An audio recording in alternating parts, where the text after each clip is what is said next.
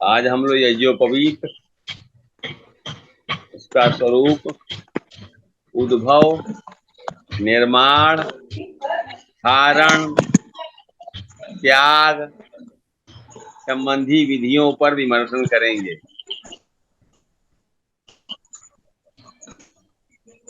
यज्ञोपवीत एक ऐसा सूत्र है जो ब्राह्मी भावना से ब्राह्मी उदात्त ब्राह्मी भावना से ओतप्त होता है, और वो हमारे जीवन को श्रुति और स्मृति के अनुकूल मार्ग पर चलाते हुए, तो यज्ञोपवीत जो है वो हमारे जीवन को श्रुति और स्मृति अनुकूल मार्ग पर चलते हुए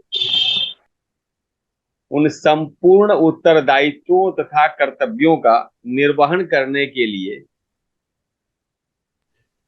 ईश्वर द्वारा सौंपा गया है यह यज्ञोपवीत ब्रह्म सूत्र।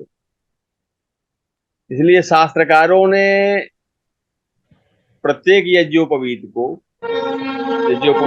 को तो शास्त्रकारों ने प्रत्येक यज्ञोपवीतधारी को यथासंभव स्वयं सूत्र को काट कर अपने हाथों के परिमाण से इसका निर्माण करने का विधान निर्धारित किया है। महर्षि कात्यायन ने यज्ञोपवीत निर्माण विधि को का विमर्श किया है, वह कात्यायन परिशिष्ट में उपलब्ध हो जाता है। कात्यायन परिशिष्ट में, आप सूत्र के परिशिष्ट में आप लोग देख सकते हो। पहले हमने सुना, अपने पितामह से भी सुना है, देखा है कि विद्यालयों में विद्यार्थी सूत्र यज्ञ करते थे। गुरुकुलों में प्रत्येक दिन थोड़ा थोड़ा सूत्र बनाते थे और वो सूत्र अपने लिए रखते थे, और महीने में एक दिन अपने लिए जनेऊ बना के रखे रहते थे।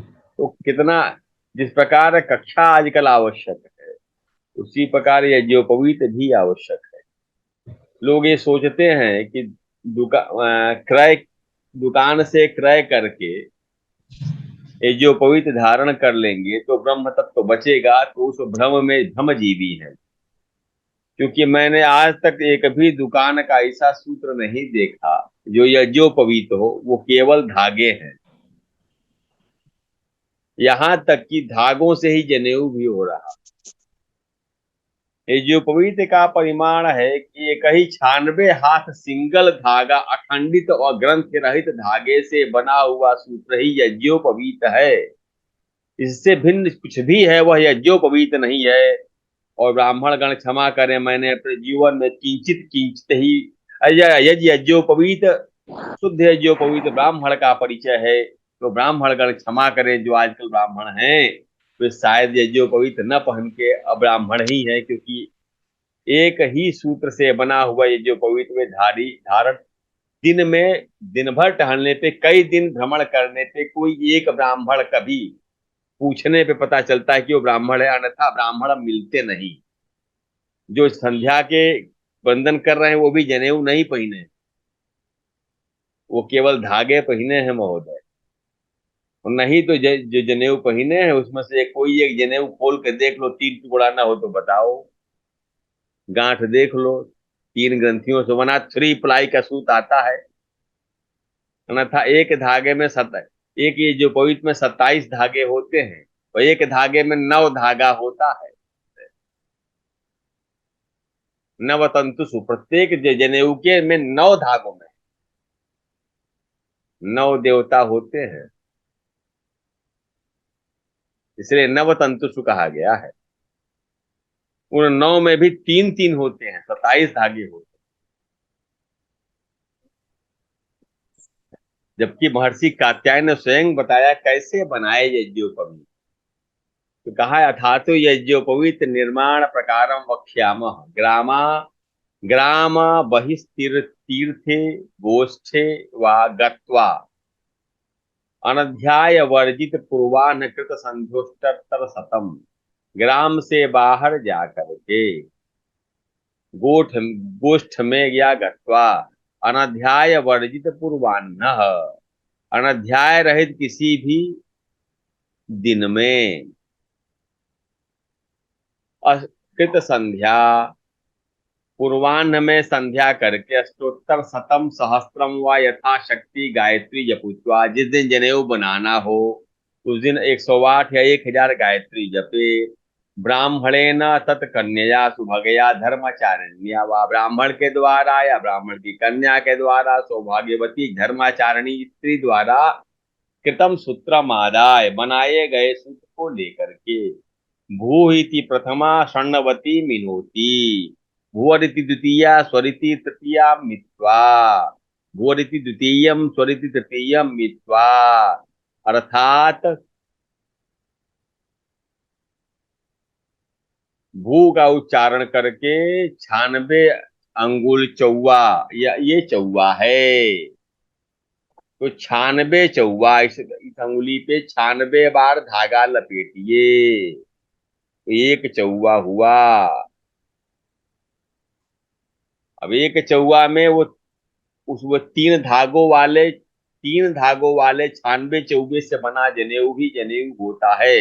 अर्थात 96 चौवा वाले तीन धागे हो, अर्थात इसको 288 बार लपेटेंगे जो धागा, उससे सूत्र बनेगा। 288 बार लपेटिए, उसको तिगुना कर लीजिए, तब उसको काटिए, फिर उसको तिगुना कर लीजिए, फिर उल्टा काटिए, तब उससे ग्रंथि लगाइए। तो सूत्र को भू का उच्चारण करके 96 अंगुल चौवा सहित लिखा। भू भुव स्व, ये तीनों के द्वारा पृथक पलाश पत्रे संस्थाप्य, ये बनावे 96 को, वो चारों उंगलियों पर लपेट करके एक पत्ते पे रखे। अब भुआ का उच्चारण करके उसी क्रिया को स्व को उच्चारण करके 3 बार। इसी प्रकार 96 चौबे के प्रमाण में अन्य 2 तार और तार करे। एक बार लपेटे भू बोले, दोबारा लपेटे भुआ बोले, बार लपेटे स्व बोले, इस प्रकार 3 गुना हो गया वो। उसको 3 गुना करके पलाश पे रखिए। फिर ऐसा करने के अनंतर आपोहिष्ठा शन्नो देवी, ऐसा करके आपोहिष्ठेति त्रिसृभिः शन्नो देवी इति अनेन सावित्र्या चाभिषिच्य वाम हस्ते कृत्वा त्रिसंताद्य। आपोहिष्ठा शन्नो देवी मंत्र से और गायत्री मंत्र से उसका अभिषेचन करे, वाम हाथ में लेके 3 बार संताड़ित करे। ऐसे लेके भिगो करके 3 बार थोड़ा सा जल से भिगो के संताड़ित करे, तो वो थोड़ा पक्का हो जाएगा जलयुक्त होकर के। व्याहृति त्रिवर्णितम कृत्वा, उसके बाद सन्नो इत्यादि करके 3 तारों को जल में अपने भिगो लिया, जल से अभिसिंचित कर लिया। आपोहिष्ठा सन्नो देवी गायत्री मंत्र पढ़ करके इन तीनों को जल भिगो करके 3 जोर बार आघात मारा। फिर तीनों व्याहृतियों से जपते हुए उसको 1 बार बटा जाएगा। फिर पुनः इन्हीं मंत्रों से त्रिगुणित करके पुनः बटा जाएगा।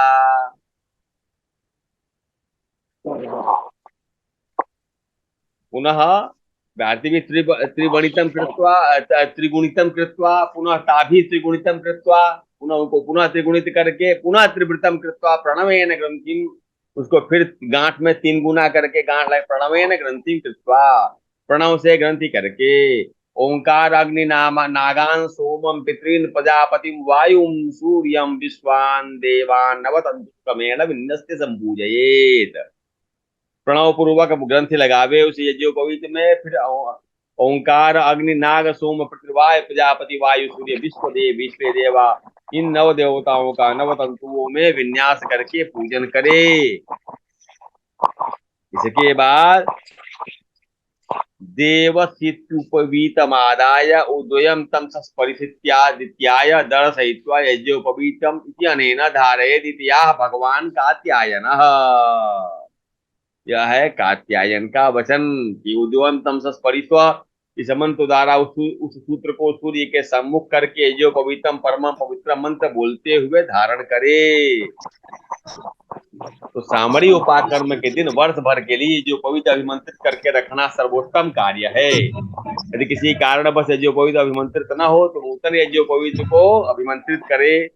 कैसे? शुद्ध आसन पे बैठ जाइए। इसी विधि से बना हुआ ये जो पवित्र हो तो अच्छी बात है।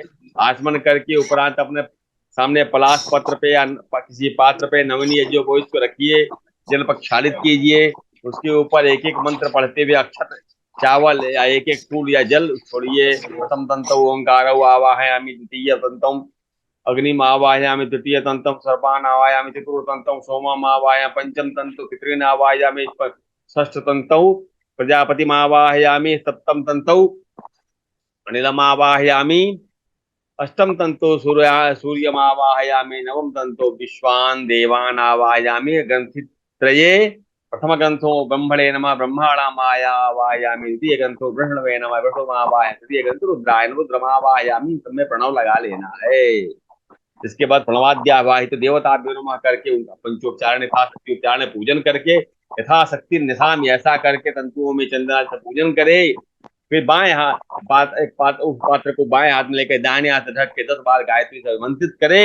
इस प्रकार नूतन यज्ञोपवीत की प्रतिष्ठा करे, तब वह धारण योग्य हो जाता है। गायत्री मंत्र द्वारा अभिमंत्रित हो गया, 9 देवताओं का वास है। इसकी प्रतिष्ठा के लिए जरूरी है कि सदा पवित्र रहे। धारण जब पवित्र रहेगा तभी धारण करता केवल आयु तेज को अक्षुण्ण बनाएगा। अब ये जो पवित्र कैसे पहने, ये तो मंत्रण हो गया। स्नान पूर्वक आसन पे आसीन होकर के नूतन यज्ञोपवीत में हरिद्रा लेपन करके संकल्प पढ़े। फिर उसके बाद यज्ञोपवीत मंत्र पढ़ते हुए एक यज्ञोपवीत धारण करे, फिर आचमन करे, तब दूसरा यज्ञोपवीत धारण करे। एक एक करके पहनना चाहिए, दो एक साथ नहीं पहन लेना चाहिए। ऐसे यज्ञोपवीत मंत्र से परमेश्वरी शिलिंगो विनियोग इत्यादि इत्यादि करना है। जो कोई धारण पद्धति देख लीजिएगा। ये जो पवित्रम परमम पवित्रम आचार्य जी ने बताया ही होगा। आयुष पवित्रम परम तेज यज्ञो पवित्र तेज तो यजस्व यज्ञो पवित्र उपनायाम इत्यादि मंत्र पढ़े। यज्ञो पवित्र पुराने यज्ञो पवित्र कैसे निकालना है, पहले यज्ञो पवित्र को बाएं कंधे से निकाल करके माला की तरह बनावे, 2 बार लपेट के इसको पीछे की ओर से निकाले। तो एतावत दिन पर्यंतम ब्रह्मत्वम धारितम इत्यादि मंत्र जो उसको पढ़े। प्रत्याय जो पवित्र को समुद्र गच्छ स्वाहा कहते हुए जल में प्रवाहित कर दे या पवित्र स्थान पे छोड़ दे। उसके अनंतर 10 बार गायत्री का जप करे और उसके बाद हाथ में जल लेकर सब ब्रह्मार्पणमस्तु ऐसा कह के भगवान का स्मरण करे। इस प्रकार यज्ञोपवीत धारण हो गई। अब यज्ञोपवीत हम कब कब कैसे कैसे रखें, तो गृह सूत्रकारों ने कहा है यज्ञोपवीत को शौच लघुशंका के समय दाहिने दक्षिण कर्ण में लपेटे। भाई खाना धर्म धर्म प्रश्न देखिएगा आप लोग, इसमें लिखा है निवीति दक्षिण दक्षिण करणे यज्ञोपवीतम कृत्वा पुरुषे विसृजेत, या यज्ञोपवीतम श्रेष्ठ दक्षिण करणे वा कृत्वा बोधायन सूत्र में, या कर्णस्थ ब्रह्म सूत्रम उदंग मुख कुर्यान मूत्र पुरुषे च, याज्ञवल्क्य स्मृति देखिए। या कर्णस्थ ब्रह्म सूत्रो मूत्र पुरुषम विसृजति, अग्निवेश गृह सूत्र में देखिए। तो मलमूत्र का त्याग आशय ये है कि मलमूत्र का त्याग करते हुए दक्षिण कर्ण में सूत्र लपेटने के पीछे अनेक कारण हैं। पहले तो मस्तिष्क ज्ञान केंद्र है, दक्षिण कर्ण में रुद्र आदित्य वस्तु कल ही बात हुई थी, देवताओं का वास है। अतः इस क्षेत्र को पवित्रता से मुक्त रखने के लिए जो को दक्षिण कर्ण में स्थापित कर दिया जाता है। क्यों आदित्य वसो रुद्रा वायुरग्निश्च धर्मराट विप्रस्थ दक्षिणे कर्णे नित्यं तिष्ठन्ति देवता, कल बात हुई थी श्लोक की। अच्छा, नाभि के ऊपर का भाग पवित्र है, नाभि के नीचे का भाग मलमूत्र धारक होने से उसके समय पवित्र हो जाता है। इसलिए पवित्र जो पवित्र नाभि के नीचे न रहे, ऊर्ध्वस्त हृदय के ऊपर कर्ण भाग ऊर्ध्व भाग में रहे, ये जरूर है। अब दूसरा, शरीर के मध्य भाग में वीर्य कोश है, रक्तवाहिनी नाड़ी दक्षिण कान से होते हुए शरीर के मलमूत्र द्वार तक जाती है। लघुशंका या शौच के समय जोर लगाने से तेजस या वीर्य स्खलित हो जाता अज्ञात रूप में, और ध्यान न रखे तो आगे चल करके यही प्रमेहादि रोगों का जनक बन जाता है। तो कर्ण के नाड़ियों को कस के दबाने से मूत्र संबंधी रोगों में नियमन होता है। कर्णस्खलन रेतस्पात में धारणा सामर्थ्य आती है, इसलिए भी कान में धारण करना प्रशस्त है। महर्षियों ने कर्णवेद के लिए जहाँ कर्ण छेदन तो कहा ही, कर्ण छेदन के अलावा, कर्ण भेद के अलावा कानों पे जो पवित्र थी, इसीलिए रेतस की रक्षा करने के लिए कान के मूल में, कर्ण मूल में जो जो नाड़ी है, जो वीर्य कोश तक जाती है, उसको उसको दबाते हुए, बंद करते हुए, उस पर प्रवाह प्रवाह डाल करके उसकी रक्षा का भी विधान किया है। और साथ में रक्तचाप। दूसरा, कर्ण अधिकांश या पक्षाघात की संभावनाएं मलमूत्र त्याग के समय होती है, तो वीर्यवाहिनी नाड़ी का जिस जिस बिंदु से संबंध है, उसको अवरुद्ध करने से मूत्र मलमूत्र आदि त्याग के समय पक्षाघात या लकवा इत्यादि, जिसको हम लोग कहते हैं अंग्रेजी में, उसकी क्या कहते हैं, अंग्रेजी में कुछ और कहते हैं, लकवा हम लोग कहते हैं व्यवहार में, नहीं रहती है जी। तो अभी जो पवित्र का धारण के तीन तीन नाम है, उपवीति अर्थात सभ्य, निवीति अर्थात माला की तरह, और प्राचीना वीति अर्थात अपसभ्य। उपवीति क्या है? जनेऊ को बाएं कंधे से दाहिने हाथ के नीचे दाहिनी तरफ होता है जब जनेऊ, उपवीति या सव्यावस्था है।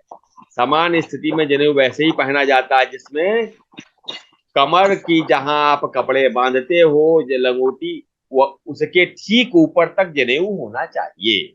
उसके नीचे कभी भी किसी भी अवस्था में जनेऊ अगर चला गया तो आपको दूसरा जनेऊ धारण करना पड़ेगा। इसलिए कोई भी जनेऊ कमर के जहां कमर बंद है उसके ऊपर होना चाहिए, कटी के ठीक ऊपर ही जनेऊ होना चाहिए। उसके नीचे कभी किसी कदापि अवस्था में जनेऊ न जावे, इतना ही बड़ा होना चाहिए।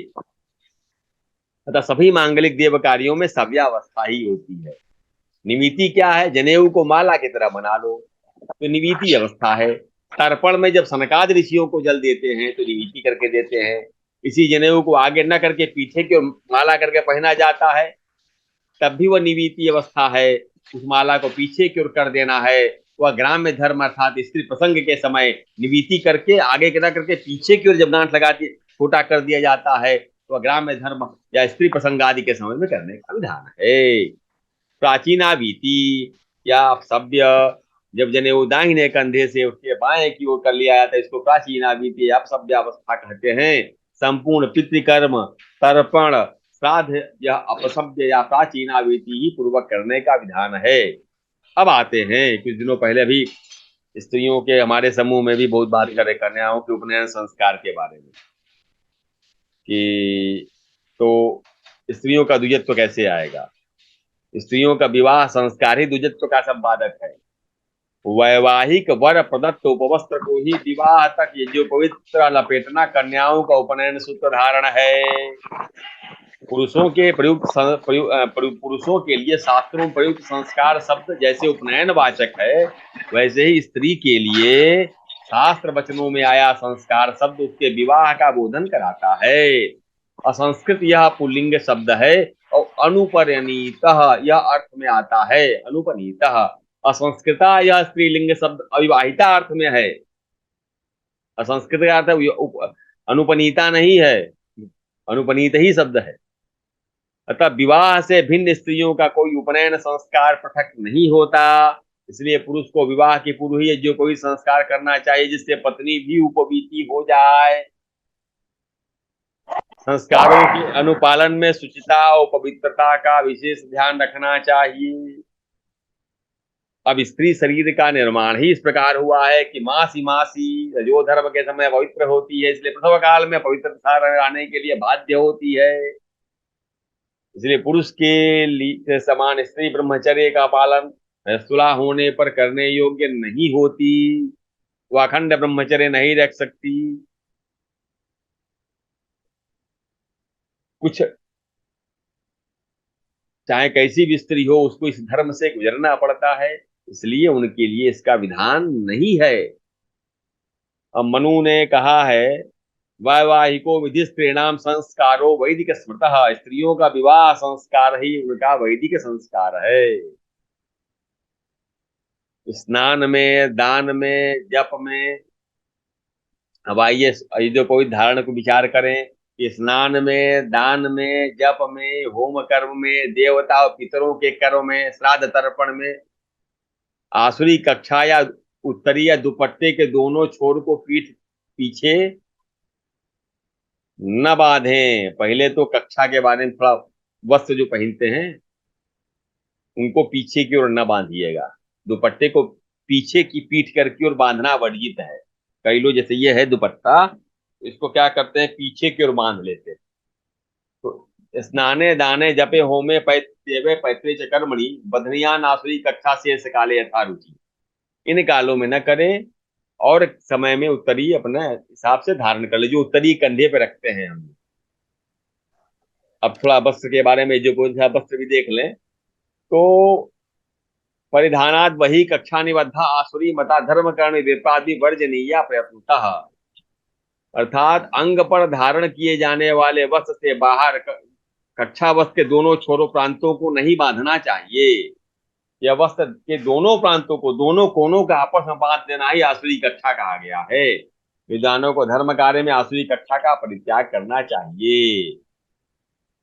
और ये जो पवित्र धारण शिखा बंधन कर्माधिकार प्राप्ति के लिए परमावश्यक है। ये जो उपवीतित्वम बद्ध शिखित्वम चाधिकारी विशेषणम, अधिकारी की विशेषता क्या है, ये जो यज्ञाधिकारी की, का उपवीति हो, बद्ध शिखी हो। इसलिए छांदोग्य परिशिष्ट में लिखा है, सदोपवीतिना भाव्यम सदा बद्ध शिखेन च विशिखो विपवीतश्च यत् करोति न तत्कृतम। जो किया वो नहीं किया, अगर जो पवित्र न पहना, शिखा धारण नहीं किया तो। शिखा जो पवित्र जो भी धर्म कर्मानुष्ठान किया है वह नहीं करने के ही बराबर निरर्थक है।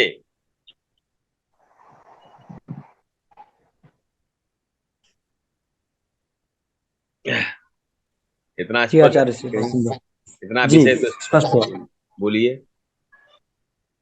स्पष्ट हुआ। जी गुरु गुरु जी चरणों प्रणाम। ये कोपिन के बारे में गुरु जी थोड़ा सा जानकारी चाहिए थी गुरु जी। आजकल तो कोपिन कोई पहनता नहीं है, सब अंडरवियर पहनते हैं। हाँ। जी इस प्रश्न अभी मैं पूछा है। परिक्रमा में था।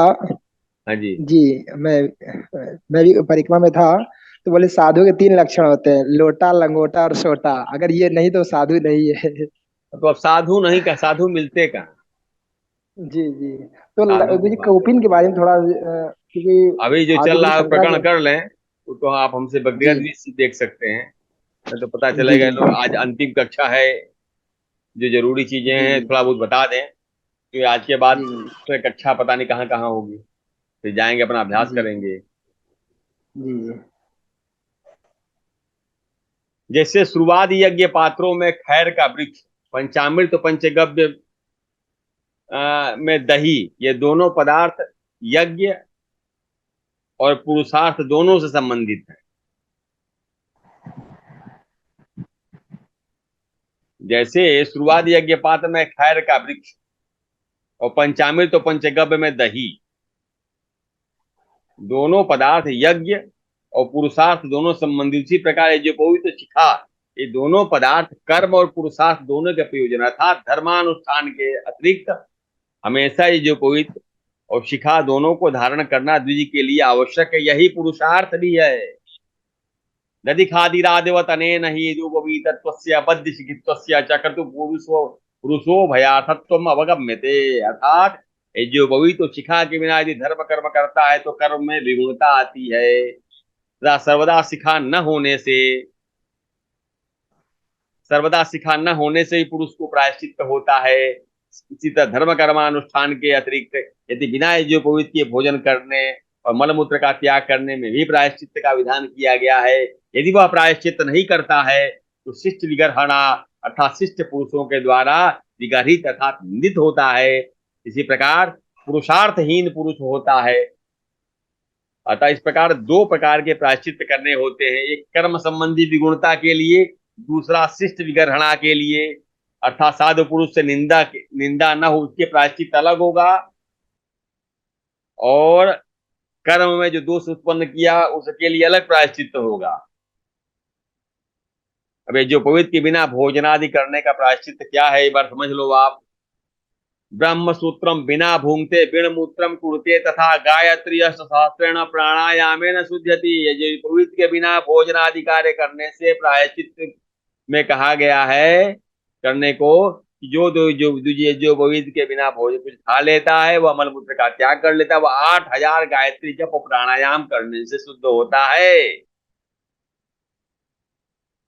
साथ ही बिना ये जो पवित के यदि ब्राह्मण पानी पी ले, लघुशंका कर ले, तो प्रायश्चित के निमित्त 3-6 प्राणायाम भी करने चाहिए। बिन पिबतो में हतश्चापि भुंजतो अनुपवीतिनः प्राणायामम त्रिगम खटकम नवकम च तृतीयम प्रभात। जो पवित्र के पीने के बिना पानी पीने से, मूत्र त्याग करने से और कुछ लघु वस्तु खा लेने से 3 बार, 6 बार और खाने से 9 बार, जो पानी पीने से 3 बार प्राणायाम करे गायत्री पूर्वक, मूत्र त्याग कर ले तो 6 बार प्राणायाम करे। यह वचन आपको केवल रुद्र कल्पद्रु में मिलेगा। अब प्राणायाम रूप प्रायश्चित अपनी शक्ति के अनुसार कम या अधिक करे, इसमें कोई विरोध नहीं, अधिक प्रायश्चित भी कर सकता है। अब भोजन या अन्य कर्म को भी बिना जो पवित्र करता है तो उससे प्रायश्चित तो होगा ही। अब जो पवित्र की त्रिविध स्थिति ये बात ही किया है, दक्षिण सभ्य अपसभ्य निवीति। दक्षिणम बाहुमुद्धृत्य वाम स्कंधे निवेशित मेजो पवित्र मृत्यु देव देव काय से उपवीति क्या है का दक्षिण बाहु उद्धृत्य, दक्षिण बाहु के नीचे वाम स्कंध में निवेशित हुआ है जो पवित्र देव कार्य में प्रशस्त है। निवीति कंठावलंबितम चैव ब्रह्मसूत्र मिदा भवेत तन्निवीत मितिख्यातम सस्तम कर्माणि मानुषे। जो जनेऊ माला की तरह लंबित हुआ हो वह निवीति है, ऋषियों के साथ तर्पण के साथ मनुष्य कर्मों में प्रशस्त है। अब प्राचीना भीति, बाएं भुजा को ऊपर उठाकर दाहिने कंधे पर जो पवित्र रखने पर प्राचीना भीति कही जाती है।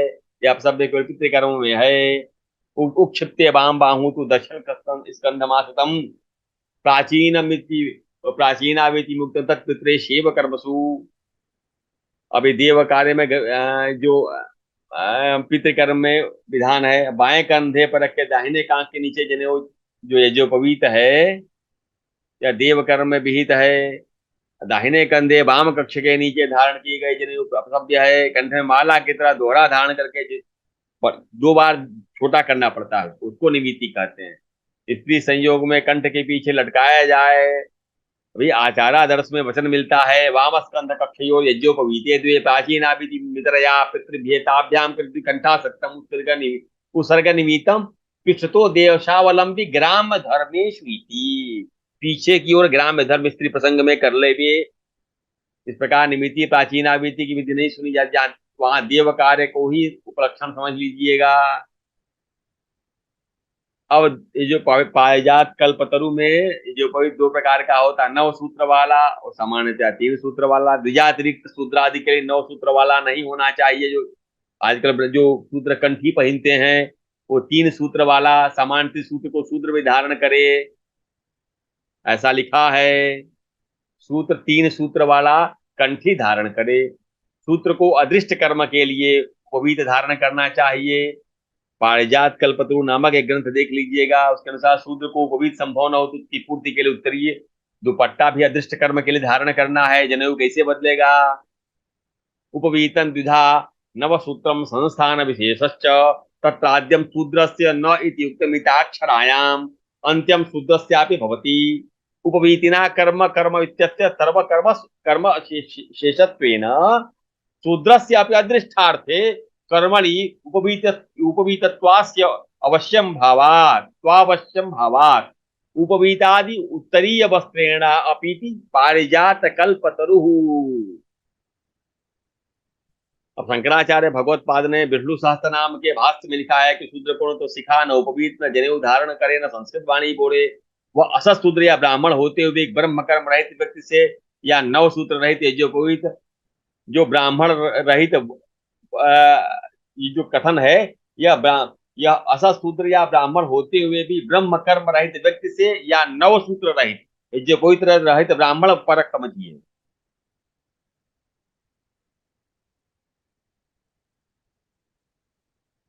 यत्तु न शिखिनोपवीति स्यात् न उच्चरे संस्कृताम गिरम। यह शंकराचार्य विष्णु सहस्त्र भाष्ये आद्यम तत्शूद्र पर कर्म काल परम 9 सूत्र में, और 9 सूत्र के लिए कहा गया है। 9 सूत्र वाला जनेऊ वह न पहने।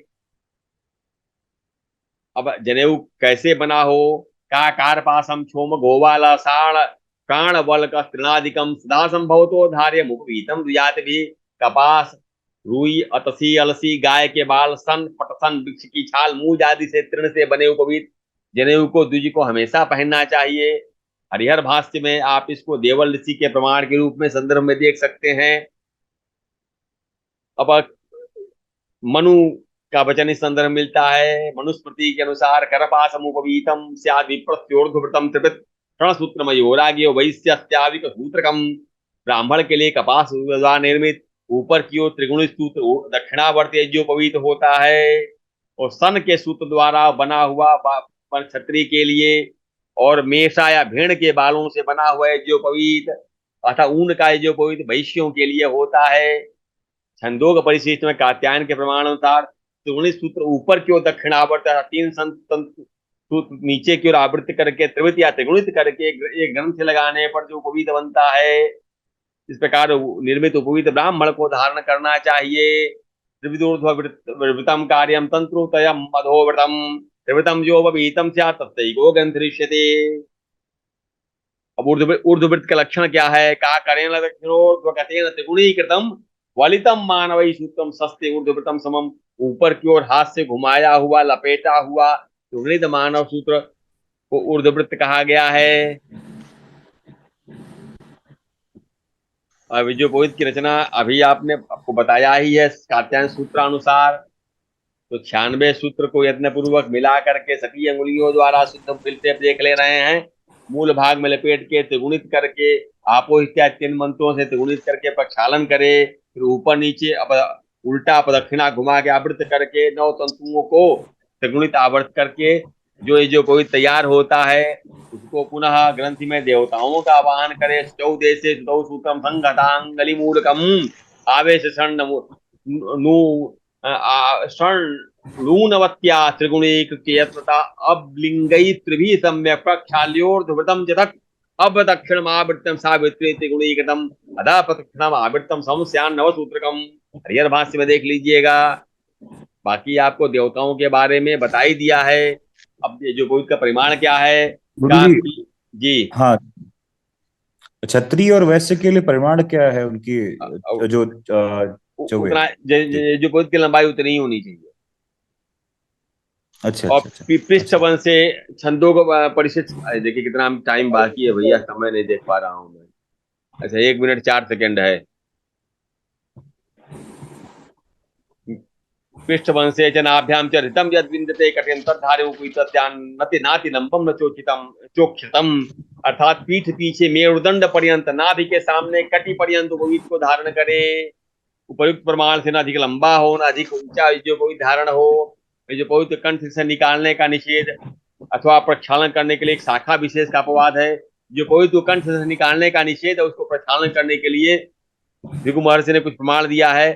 कहा मंत्रों के द्वारा पवित्र करके शरीर पे जो कोई धारण किया गया है, जो पवित्र को अपना से चाहने वाला कभी शरीर से बाहर न निकाले। मंत्र पूतम स्तम का जो पवित्रकम नो झरे च प्रागो य इच्छे श्रेयमात्मनः। जो पवित्र एक बार भी गले से कोई अगर निकाल देता है तुझको प्रायश्चित हो जाता है। इसलिए प्रायश्चित के विषय में कोई विधि नहीं है। लिखा है 3 व्याहृतियों से घृत की कम से कम 28 आहुति दे देकर गले से बाहर निकल जाए।